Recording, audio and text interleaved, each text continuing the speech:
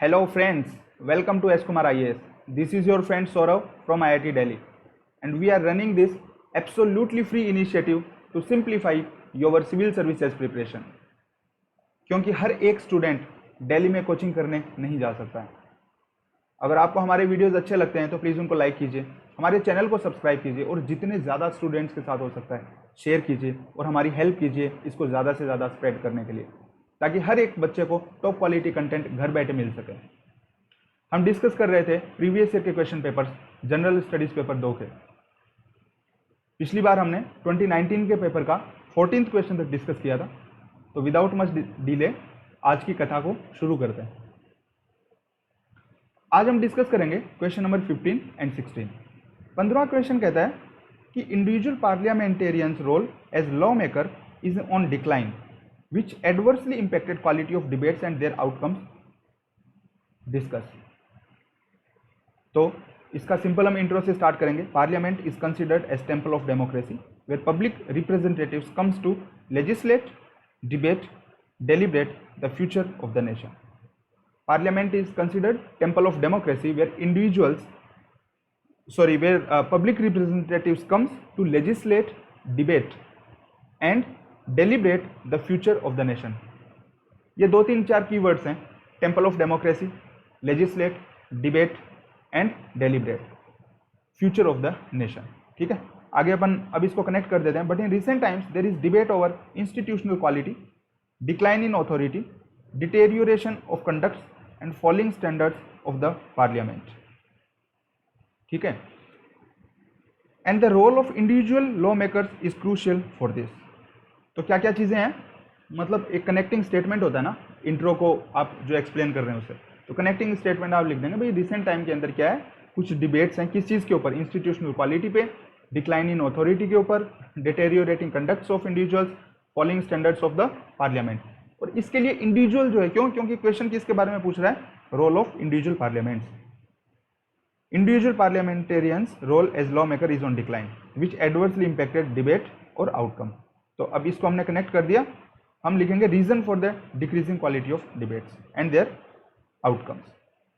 ठीक है, किस तरीके से जो डिबेट्स हैं उनकी क्वालिटी गिर रही है और उसके जो आउटकम है उस पर कैसे इफेक्ट पड़ रहा है, उसके रीजंस क्या है। पहला जो है, less chance for private member bills to be discussed. इसमें आप नंबर दे सकते हैं, only 14 private members bill passed since inception of Lok Sabha. ठीक है, इंडिविजुअल को मौका ही नहीं मिलेगा तो भाई कैसे वो उसकी वॉइस को उठा सकता है, बाकी एंटी डिफेक्शन लॉ आ जाएगा। लेस देन 2% ऑफ ये जो है private members bill, less than 2% of PMB, इसको मैंने शॉर्ट फॉर्म में लिख दिया, PMBs are discussed in the last 20 years. जितने प्रेजेंट हुए हैं उसमें से लेस देन भी 2%। ऑल्दो तिरुचि सिवा the right of transgenders person culminated into a law in 2019। ठीक है, कुछ पॉजिटिव केस स्टडीज़ भी हैं, जैसे तिरुचि सिवा की है, उन्होंने मतलब ट्रांसजेंडर जो हैं उनके राइट्स के लिए बिल वो लाए थे, जो कि बाद में लॉ भी बना। सेकंड वन, एब्सेंटिज्म कि पार्लियामेंटेरियंस, जैसे हम क्लास को बंक करते थे कॉलेजेस के अंदर, वैसे क्या करते हैं, पार्लियामेंट को बंक कर देते हैं। हम जब क्लासेस बंक करते हैं तो कोई इशू नहीं है, क्योंकि उससे हमारा खुद का करियर खराब होता है। लेकिन एक पार्लियामेंटेरियन जब पार्लियामेंट को बंक करता है तो क्या होता है, बहुत बड़ा रिपरकशन होता है, क्योंकि उसके ऊपर देश की जो सारी जिम्मेदारियां लेजिस्लेशन की, डेलिब्रेशन की, वो सब उसके कंधों पे। सो अब्सेंटिज्म जो है वो एक बहुत बड़ा इशू है। Then third, decline in sitting. In 60s it was about 120 days an year, but now it has decline to less than 60 to 65 days an year. और इसके लिए आप जो रेफरेंस वो दे दीजिए PRS की वेबसाइट। कोई भी आप डाटा लिखें उसका रेफरेंस ज़रूर देना ना भूलें। फोर्थ वन है criminalisation. In 17th Lok Sabha more than 40% MPs are with criminal charges. ठीक है, ये किसका डाटा है, ADR का, एसोसिएशन फॉर डेमोक्रेटिक रिफॉर्म्स। पांचवा है strengthening of office of whip. अब विप के पास इतना पावर है कि भाई वो जो बोल देते हैं सब लोगों को करना ही पड़ेगा, तो इंडिविजुअल्स का क्या हो गया, रोल बहुत ज़्यादा मतलब एक हिसाब से डिमिनिश हो गया। 6 जो है, anti defection law. ADL has made them mere showpiece of their political parties. Individual opinion is not allowed because it may lead to disqualification.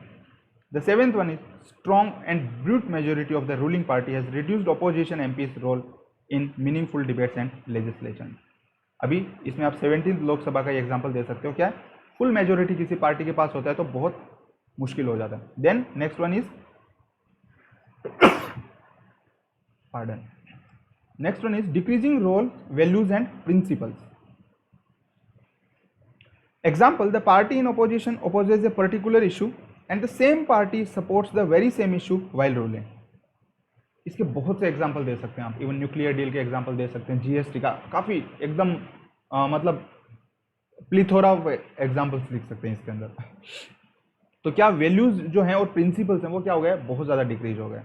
Then next one is reduced quality of debate. जो principle based हुआ करता था, ideological based जो debates हुआ करती थी वो अब नहीं रही है ना. मियर मतलब धरना दे देते हैं, वॉकआउट्स हो जाएगा, तो क्वालिटी ऑफ डिबेट्स उससे क्या हो गया, काफ़ी कम हो गया.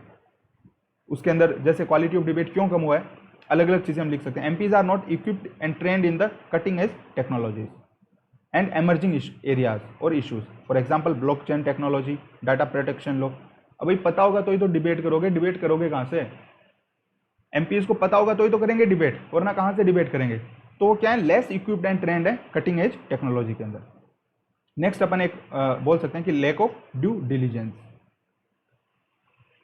Example, discussion on budget reduced from 123 hours in 1960s to just 39 hours in last decade.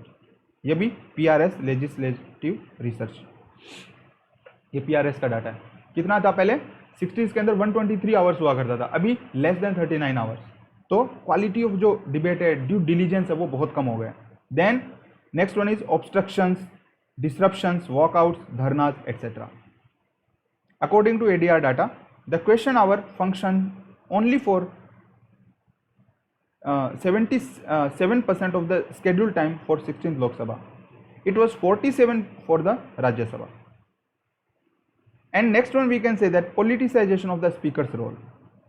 इससे भी इंडिविजुअल्स को जो इंडिविजुअल पार्लियामेंटेरियंस हैं उनके रोल में काफ़ी डिक्लाइन हुआ है. More disruptions and less chance to individuals for healthy debates.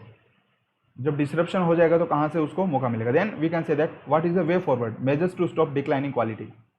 Code of ethics as suggested by the second ARC, and again strict code of conduct. Attendance नहीं, attendance एकदम minimum होना चाहिए, जैसे कॉलेज में हुआ करता था 75%, स्कूल्स में होता था. डिसरप्शंस मिनिमम होने चाहिए, ठीक है. और ये किसका स्ट्रिक्ट कोड ऑफ कंडक्ट, ये NCRWC, national commission for review of working of the constitution something, मतलब ये इसका पूरा नाम में थोड़ा बहुत गड़बड़ हो सकता है, बट NCRWC जो है वो उन्होंने ये रिकमेंडेशन दिया था, और सेकेंड ARC का एथिक्स का रिकमेंडेशन है. Then third one is the parliament and enhancement of productivity bill 2017. ये एक अच्छा स्टेप था बट ये बिल पास नहीं हो सका. So the parliament enhancement of productivity bill 2017. Then fourth one you can say anti defection law only in the case of no confidence motion. हर जगह एंटी ADL को मत लगाओ, सिर्फ नो कॉन्फिडेंस मोशन में ADL को रखो. Then proper training to update them and increasing technological coefficient of the parliamentarians. Sixth one is electoral reforms to reduce the entry of criminals. Seven, system of shadow cabinet like UK, Australia. Last में conclude कर दीजिए, parliament is the beacon of democracy and embodiment of people's will. क्या है parliament? Beacon of democracy है, embodiment of people's will है. Conducts and debates in the parliament sets benchmark for the society. There is need of a deliberative, cordial, conducive mechanism. क्या है? deliberative, cordial, conducive mechanism की जरूरत है, which takes care of cut and thrust of the politics and do not disrupt the proceedings. किसकी जरूरत है? एक deliberative, cordial and conducive mechanism की जरूरत है, जो कि पॉलिटिक्स की कट एंड थ्रस्ट का ध्यान रखता है और क्या नहीं करता है, प्रोसीडिंग्स को डिसरप्ट नहीं करता है. बस ये दो तीन चीज़ें हो गई. Let's move to the next question 16. Conclusion, way forward. सारे रीजन और जो मतलब उसका जो भी सॉल्यूशंस हैं वो हम सब डिस्कस कर लिया, और ये क्वेश्चन के आइडियल इंग्रेडिएंट्स होते हैं. 16th question, in the context of new liberal paradigm of development planning, multi level planning is expected to make operation cost effective and remove any implementation blockages. Discuss. तो सबसे पहले हम बोल देंगे कि भी developmental planning is cost effective efficient way of utilisation of developmental funds for public welfare. किस चीज़ पे क्वेश्चन है? Neo liberal paradigm of developmental planning. ठीक है, अब डेवलपमेंटल प्लानिंग पे क्वेश्चन है, डेवलपमेंटल प्लानिंग कैसे होनी चाहिए? मल्टी लेवल प्लानिंग होनी चाहिए। ठीक है, इसको हम आगे अभी डिस्कस करेंगे। तो ये क्या कर सकती है? कॉस्ट इफेक्टिव और इम्प्लीमेंटेशन में जो ब्लॉकेजेज हैं उसको हटा सकते हैं। तो हम डेवलपमेंटल प्लानिंग के डेफिनेशन से स्टार्ट कर देंगे। Developmental planning is the cost effective and efficient way of utilisation of developmental funds for the public welfare. Developmental funds जो है उनको पब्लिक वेलफेयर के लिए अच्छे से यूज करना है, उसी को क्या कहा जाता है? डेवलपमेंटल प्लानिंग कहा जाता है। ठीक है, अब multi level planning started with the advent of planning commission, but since LPG reforms of 1991 the role of private sector is increasing significantly. Earlier top down approach of the government has been replaced by the bottom up approach. कैसे भाई? उसको ही हम आगे discuss करने जा रहे हैं। How neoliberal paradigm will make operations cost effective. किस तरीके से करेगा ये नियोलिबरल पैराडाइम जो है, मल्टी लेवल प्लानिंग जो है, वो किस तरीके से कॉस्ट इफेक्टिव करता है चीज़ों को? पहला, इट रिड्यूस द लीकेजेस। अच्छा, मल्टी लेवल प्लानिंग होती क्या है? अगर किसी को ये समझ में नहीं आ रहा है, मल्टी लेवल प्लानिंग ये होता है भाई कि गांव की जो ज़रूरतें हैं वो गांव के लेवल पे की जाएं, शहर की ज़रूरतें शहर के लेवल पे की जाएं, और जो स्टेट की स्टेट के लेवल पे, कंट्री की कंट्री के लेवल पे।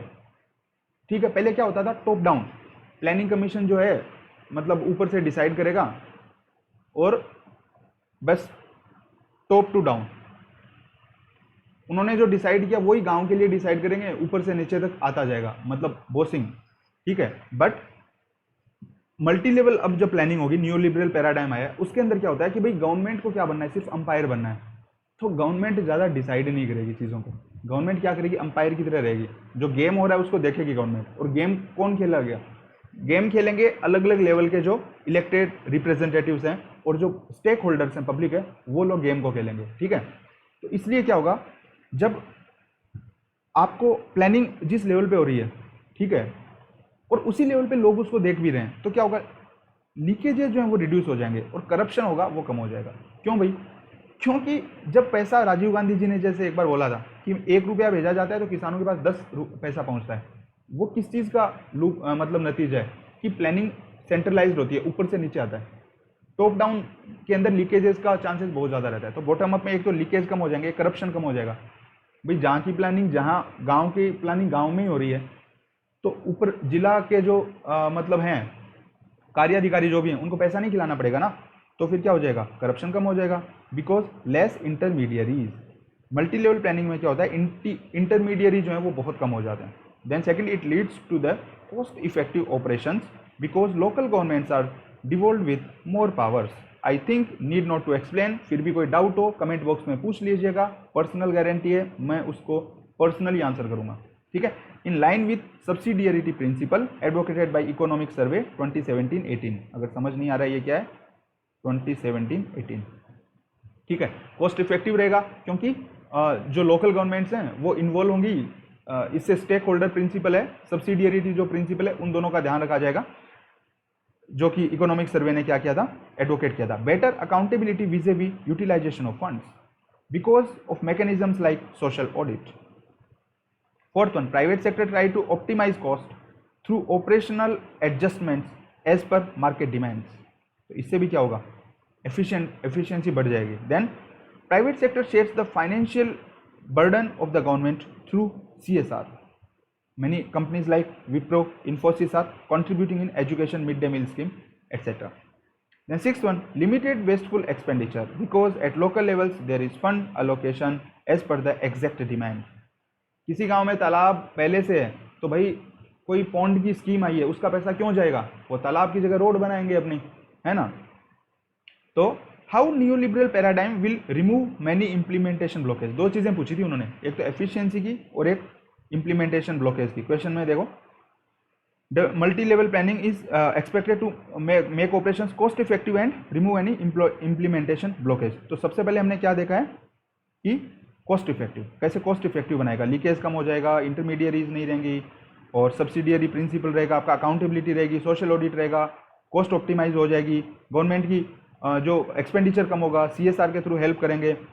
और अब जो हम पढ़ेंगे कैसे इम्प्लीमेंटेशन ब्लॉकेज हटते हैं। तो फर्स्ट वन है many stakeholders, government, private sector, local governments are involve in planning, so it leads to holistic planning, avoiding blockages in the future stage. क्या करता है ये? होलिस्टिक प्लानिंग करता है, वरना होगा क्या, वो ऊपर से कुछ प्लान बनाएंगे और जब नीचे आएंगे तो पता लगेगा भाई वो तो विरोध कर रहे हैं स्टेक होल्डर्स, बट यहाँ पे क्या मल्टी लेवल प्लानिंग में नीचे से ही आप लोगों को साथ लेके चल रहे हो, तो फिर कोई विरोध करने की कोई बात ही नहीं है इसके अंदर, ठीक है। सेकेंड वन है developmental plans are customised and tailor made for each region, it avoids earlier one size fit all approach. Third one, अच्छा इसमें आप एग्जांपल दे सकते हैं, requirements of Kerala and Uttar Pradesh, Rajasthan will be different in social developmental sector. Kerala social indicators में काफ़ी अच्छा perform कर रहा है, उत्तर प्रदेश अगर नीचे है, झारखंड अगर नीचे, तो डेफिनेटली उनकी रिक्वायरमेंट्स अलग होंगी यार। Third one, it leads to cooperative federalism and smooth hiccup free decision making which avoids stalling of developmental projects later on. शुरू से ही स्टेट्स को आपने इन्वॉल्व किया है तो then they will not like put red flags later on, सारी schemes एकदम easily क्या हो जाएंगी, फ्लो हो जाएंगी। For example NITI Aayog governing council, decision based on 3/4 consensus. States को पहले ही कंसेंट कर लिया तो वो क्यों मना करेंगे, it's very easy to understand. As a result there is a realistic policy formulation. For example in MGNRE, जो MGNRE अपना जो Mahatma Gandhi national employment rural employment guarantee जो एक्ट है, MGNRE-GS स्कीम जो है, उसमें gram sabha draft plan for fund utilization, बहुत अच्छा एग्जाम्पल है, एकदम बेस लेवल पे स्टेक होल्डर्स डिसाइड कर रहे हैं। Next one, problems in the implementation are solve eight the local level, so delays are avoided.